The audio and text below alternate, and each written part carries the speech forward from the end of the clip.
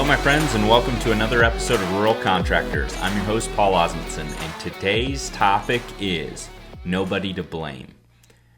I have nobody to blame but myself.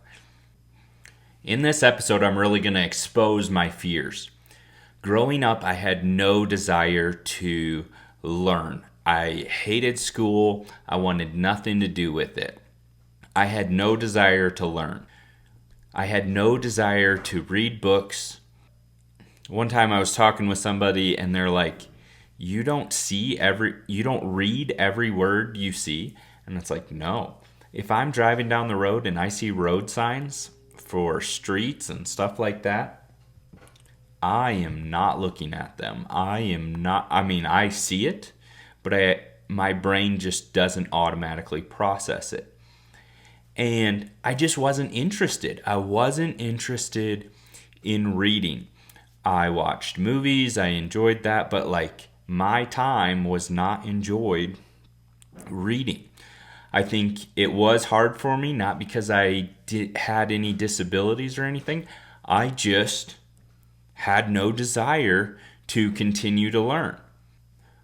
A lot of these books that I talk about, I've listened to them on Audible. I've learned from podcasts, I've heard about them, and I buy them on Audible and I listen to them. It also worked well for me because I was busy doing things and I could be doing something and listening, so I wasn't bored. In reading a book, if somebody handed me a piece of paper and I was reading it, I would read all the words on it and I would get to the bottom and I would have no idea what it said. It was even worse in public. I don't know if any of you have been involved in a youth group or something like that. When they would hand me the book and, it was the Bible. So it was like, you're going to read such and such a verse. So as they're going around the circle, I'm doing the math to go, I'm going to have to read this one. So the whole lesson, I am not listening. I am reading what I am going to have to read out loud. What I'm going to have to read out loud. So I'm reading it in my head and I'm practicing it so that I don't look dumb. I don't want to stumble over the words. I cared what other people thought. But on the other hand, I didn't care what people thought because I was not going to look dumb and say, hey, just pass, somebody else read, because that was admitting that I wasn't good at it. And I didn't want that.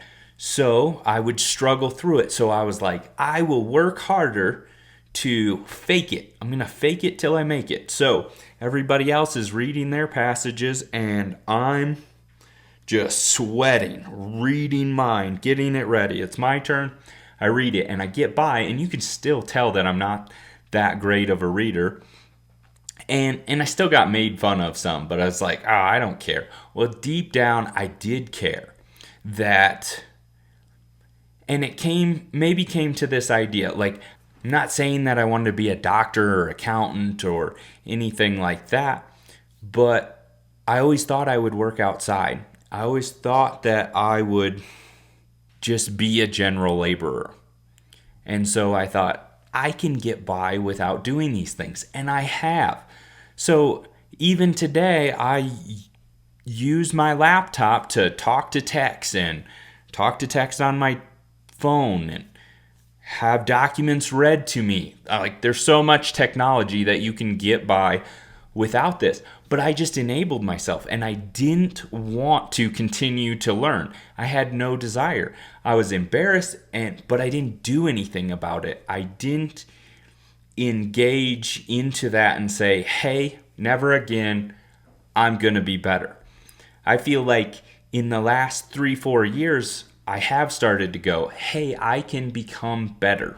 And honestly, just lately, I took a reading class and just some skills to continue to learn how to do it faster. Now, am I still a slow reader? Yes, but in 2 days of reading 10 minutes a day with these techniques, I tripled my reading speed, which from slow to a little bit doesn't take that much to double or triple your reading speed. But the idea was I had no desire to learn. And also this fear of what other people thought. So I was homeschooled, and I was able to manipulate my mother to the point where I would just sit there and not read my lesson plan until she got annoyed and was like, hey, I want to move on with my day. And she would read the lessons plans to me. Whatever I had to read, like I read what I had to, but I didn't obtain it. And I had no desire to obtain it.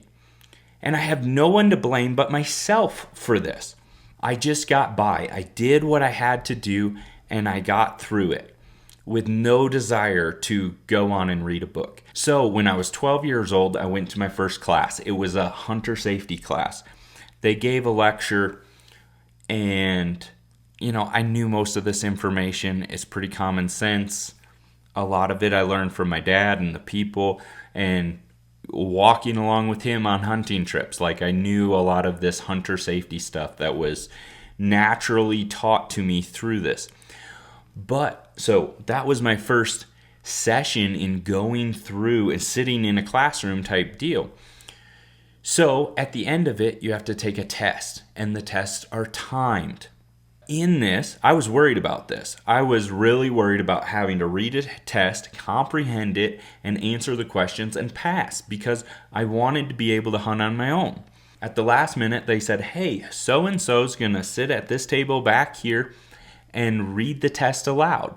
If you'd like to have the test read to you, go sit at that table. And I'm like, oh, dude, this is my ticket out. Yes, I can get by this. Again, I don't have to force myself to read. But I want to talk about that negative feeling that I felt. And I don't know if other people judged me or not. I'm sure some people did. And I was always jealous of those kids that were the first ones done on the test. It's like, I never had that desire to learn. But I had this jealousy of them, like, holy cow, they're good. And I negative downplayed myself, being like, oh, you can't do that, whatever. But I never got this urge to go, hey, if he can do it, I can do it. And I realized that somebody that's been reading for 25 more years than I have are going to be considerably better than me at reading. But I can work on my skills. It's not too late for me to start working on my skills and moving through. But we can also take this to any area of life. We're just pounding ourselves on these issues, blaming ourselves for these things. And I am to blame, but am I moving forward? And we have this self-doubt, and we have this judgment that everybody's saying to us. But what's worse? It's worse that we're saying it to ourselves. It's worse that I'm putting myself in this box. Can anybody else hold me in a box? No, I'm busting out. I am busting out, and that's a game. But I didn't make it a game about myself to better myself, to continue to move forward in this idea, to break free from that mindset. I remember buying my farm, signing the papers, and the banker handing this document over to me like I'm supposed to read this and sign, and it's like, I'm sitting there pretending like I'm reading it until he's like, yeah, you just sign down here. This is yada, yada, yada, yada, what it says. And I could have just donated the farm to charity and I wouldn't have known it because I didn't care enough to have to read. That's the level to which I didn't want to do it. And especially in public. If somebody gives me a document, I'll sit through and take as long as it needs to do it. But the truth of the matter is, only if I have to. Now I go through and I read those documents. But before, I'd just be like, where do they want me to sign? I trust them. And I am a very trusting person. But just that fear. Have you ever felt that way about something? For me, it is reading, it's spelling, it's reading in public. I honestly don't mind talking in public. But I'm not going to read my own writing because it's terrible. I can't even read it. I might put some headlines up there so I have something to go from. But this brings me to the other topic, This is how I got my GED. So the teacher knew that I hated everything to do with school. I had no desire to finish my GED. I had no desire to take it. I saw no purpose in it. I'm like, whatever I do for a living, it doesn't matter. And if you have that idea of that document, the document means nothing. It's the lessons I learned to acquire the document, the skills that are going to help me in my lifestyle. So I regret not learning the lessons to acquire it, because now in my later years, I'm like, if I would have learned this easier, think of all the headache that I wouldn't have had to go through. All of that, you're not good enough. Oh crap, I gotta read this. They're expecting me to do it. I don't want them to know that this is my insecurity, that I can't do this very well. So back to my story of how I got my GED. So math, I like math. Heck, being a carpenter, I wish I continued to use those math problems to be quick math. But I use a lot of the tape measure tricks, a lot of my calculator, break it out. So math was pretty easy. One of the topics that I was just like, I'm done. I don't want to do this. I don't care if I never graduate. Don't care. Was social studies. Not that it was that hard. It was the reading comprehension. So I'm reading a page and I get to the bottom and it's like, what's the answer? It's like, I have no freaking idea. I read all the words individually, but I don't know what it says. So I continued to take these pre-tests until I did it. And once I took the pre-test, the actual test wasn't that bad. But the writing test, on the other hand, I flat out cheated. So I have a GED, whether it's legit, because I'm just confessing right now that I cheated on it. I flat out cheated on writing the essay. So the teacher knew that I was struggling with this. She just wanted to get me through it. My mom just wanted me to have this document, and I didn't care. So weeks of going to pre-tests, taking the actual test, this is how I cheated. The teacher knew the topics. There was like 6 different topics, but she talked to somebody at the testing place and was like, he has to have this topic, farming and ranching. It was like, okay. So I wrote the essay. I'm not an essay person, hated it, procrastinated, whatever. So I wrote the essay. But on top of writing and grammar, I am terrible at spelling. So I write everything phonetically. Just to this day, I am a horrible, wretched speller. If I don't have to spell in public, if I don't have to spell in front of somebody, I don't. I wrote this out phonetically. There are spelling mistakes all over the place. So I took it home. I had my mom correct the grammar and the spelling, and I kept practicing this until I got it better. Not only on top of that, but I also knew what the topic was going to be, and I got to practice it. But we took it one step further, or 2 steps further, or 5 steps further. There was a specific blue scratch note paper. She got that note paper that was allowed in the classroom, and she gave me one piece of that paper, and I wrote the essay out on it. And she checked it, and she's like, yes, this will pass. I got to fold it up, take it in my pocket, take it up to Kelmer, and test out. And so it's a timed test. It's a timed test, and I sit there and I specifically just transfer all the letters. Like, I'm so bad at spelling, I don't look at the word and I spell it. It's like 2 letters at a time. I'm transferring it over. I probably barely made it on time. That's the only test I took that day, and I was just transcribing.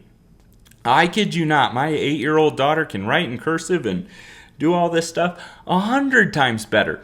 But that is the motivation behind wanting, like, I want to inspire my kids to read and see the importance, because I never want them to feel the feelings that I felt of feeling inadequate, of feeling scared, of reading in front of people, feeling incapable. And Lindsay has these same desires. So Lindsay's story is pretty similar to me. She didn't cheat. So Lindsay was getting pushed through the public school system. She has dyslexia, and she was getting pushed through the system. So it's like, we have to take responsibility. Like, we both have this strong desire to have our kids read well, not be afraid of reading in front of people, because there's this level of confidence that they have. And again, you can apply this to every area of life. What is it that you're afraid of? Starting a new business, is there judgment that comes with that? Like, going out and creating a business. There's a lot of people in this world that were like, I don't want to have that responsibility. I wouldn't want to do payroll, taxes, all this stuff. I wouldn't want to be responsible for other families' income. I wouldn't want to yada, yada, yada, yada. But these judgments creep into our heads. But getting to a place where you can block those feelings, those judgments that you're feeling from other people. But those are worthless without your already self-doubt. Those feelings have no merit if you're confident in what you're doing.